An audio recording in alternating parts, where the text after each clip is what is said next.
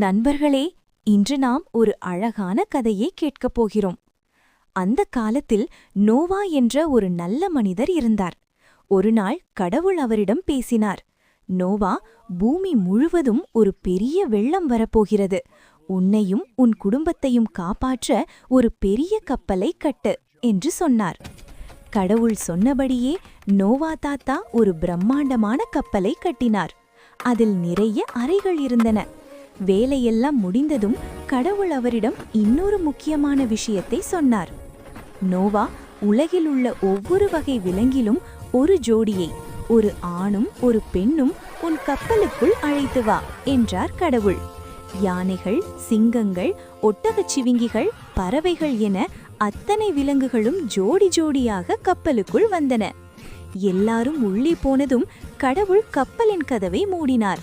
பிறகு பெரிய மழை பெய்ய தொடங்கியது. 40 பகலும் 40 இரவும் மழை விடாமல் கொட்டியது. மலைகள் கூட தண்ணீரில் மூழ்கின. ஆனால் நோவாவின் கப்பல் மட்டும் பத்திரமாக மிதந்தது. நாட்கள் கடந்தன, மழை நின்றது.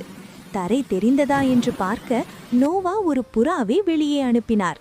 முதலில் திரும்ப வந்த புறா அடுத்த முறை வரும்போது தன் அலகில் ஒரு ஒலிவ இலையை கவ்விக்கொண்டு வந்தது.